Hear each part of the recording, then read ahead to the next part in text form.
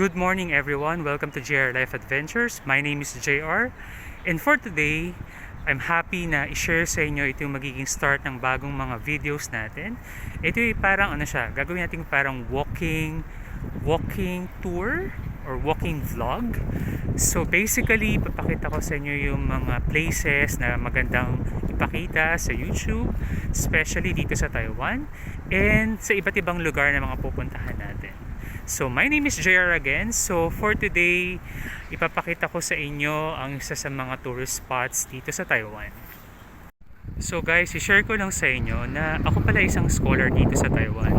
Nagtitake ako ng master's degree sa isang university. And gusto ko lang i-share sa inyo yung life ko. At the same time, syempre yung mga pwede nyo puntahan dito sa Taiwan kung kayo magbabakasyon o kung kayo ay magkatrabaho or kung kayo ay mag-aaral. So, ngayon, papunta ako sa isang tourist spot and gusto ko i-share sa inyo ito para sa ating first episode. And sana supportahan nyo ako kasi the goal for this particular walking vlog, so ipakita sa inyo yung mga tourist spot at the same time bigyan kayo ng mga tips. So, hopefully, sundan nyo ako. Hi guys! Welcome to the vlog and for today, itutur ko kayo ng saglit lang dito sa isang 7-Eleven dito sa Taipei para magkaroon kayo ng idea kung ano bang pwede nyo mabili sa loob ng convenience store, especially sa 7-Eleven. So dito sa Taiwan, meron tayong 7-Eleven, meron tayong Family Mart, and very common yan sa iba't ibang lugar. So ngayon, pakita ko sa inyo yung mga pwede nyo makita dito. So pwede nyo maging reference to pag pumunta kayo dito sa Taiwan. So tara, puntahan natin. Pakita ko sa inyo. So pasok tayo. So usually dito sa 7-Eleven, meron siyang mga machine like for example, pwede ka magbayad. Ayan, for example ito. Babayad ka. Actually hindi ko pa nagagamit ito. Pero alam ko parang pwede ka magbayad dito. Tapos pwede kang magpa-photocopy. Yan, photocopy machine, diba? Ng mga ganyan. Tapos, kung gusto mong bumili ng mga payong, yan. So, actually dito, dati kasi tumitingin ako ng payong, pero medyo mahal siya dito. So, mas maganda kung bumili ka sa mga magagandang store na mura. Okay?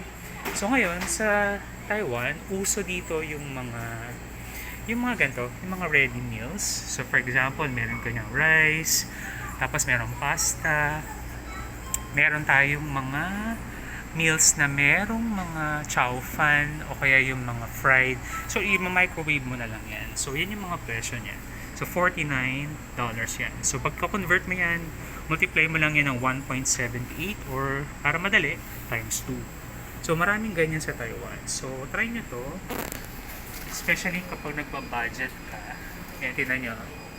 So, merong fried chicken. Yan o, dumpling o. Meron siyang dumpling. Try nyo yan. Masarap yan. So, uso dito yung mga nakapack meals. So, kunyari wala kang budget. Ayan, spaghetti. What else? So, marami kayong pwedeng option. So, may tinapay din. Ayan, ito mo, may pancake. Diba? So, marami kang pwedeng bilhin dito sa convenience store. Diskarte na lang talaga natin. Ako personally, nabili ako sa 7-Eleven. So, pero pinabudget ko. So, kunyari, bibili ako ng mga ganito. Meron sila kasi tinatawag ng mga lunch box. Yan, mga ganyan. So, pwede nyong gawing option yon. Bumili ka dito, tapos meron kang tinapay. So, solve na. Kasi as a student talaga, medyo budget tayo. Now, sa Taiwan, guys, ang marirecommend ko, mahilig ka sa tea. Masarap itong mga ganito. Green tea. Yan, mga black tea. So, ako kasi, hindi ako mahilig sa matatamis. Pero kung mahilig ka sa tea, this place is a good place for you. Marami ka makikitang mga drinks. Yan. So, magkasawa ka talaga. So, usually yan, mga 40 pesos yung mga drinks nila. Pero, magkasawa ka sa mga yan. At the same time, may mga milk tea rin tayo. Yan. For example, milk tea. Yan. So, ako personally, gusto ko ito. And at the same time, kung gusto ng pagka-milk tea, pwede rin ito. Yung brand na to, hindi ko alam kung paano siya basahin. But, this is a good choice for milk tea. Kung gusto mo mag-milk tea. So, marami tayo. Milk tea, black tea. Yan. So, marami kayong pwedeng pagpilian dito sa convenience store. Yan. So, at least nakikita nyo kung ano yung mga option. Mineral water. Yan, kung gusto mong coffee. Mga ganyan. Now, uso sa Taiwan, yung mga gantong drinks. Yung ano ba tawag ito? Tetra Pak ba to? Or pouch? Yan, yung mga ganyan. Yung binubuksan dito sa gilid. So, siguro one of these days, try natin. Pakita ko sa inyo kung paano inumin to. But normally, ganito kasi ang itsura ng packaging nila. So, maganda siya. No need na ng straw. So, ako binibili ko ito. Yung mga brand na yan. So, lemon tea. Yan.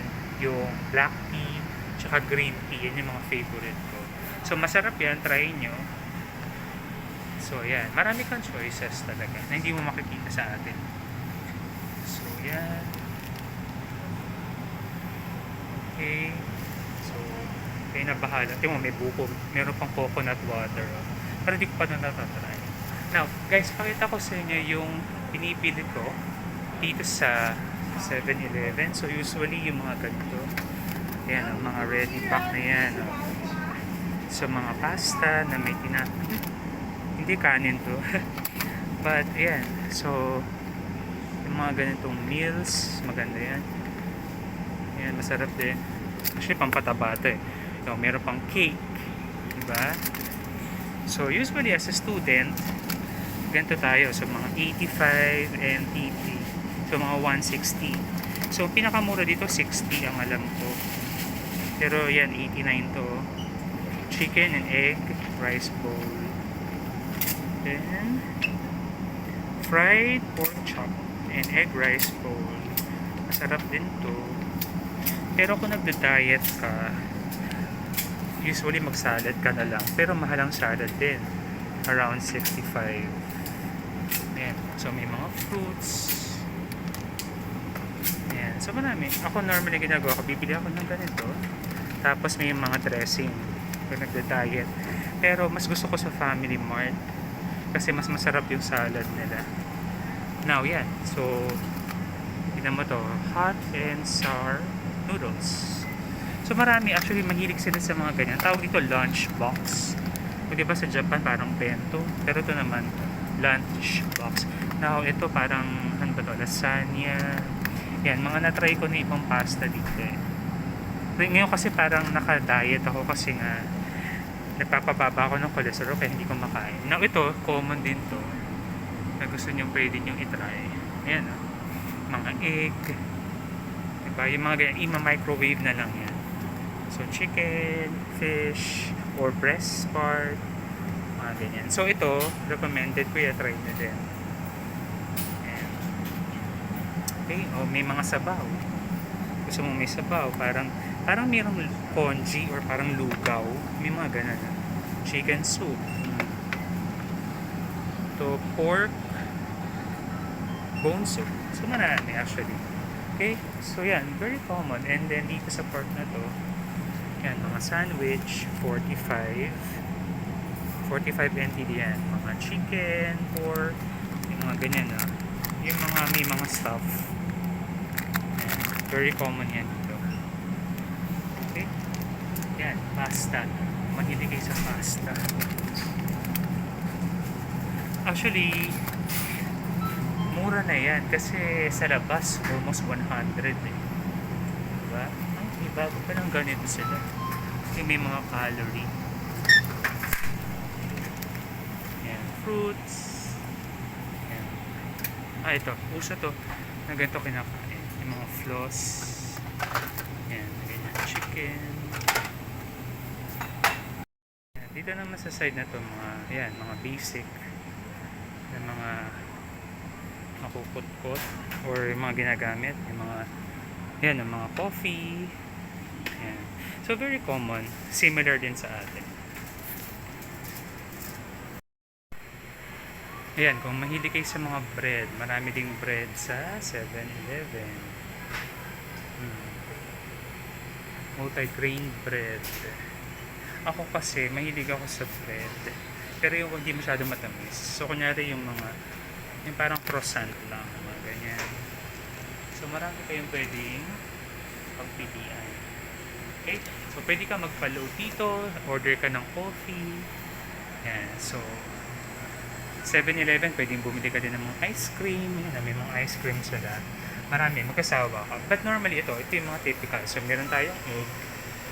Yung iba kasi minsan parang meron pa silang, ano ba, yung parang sausage.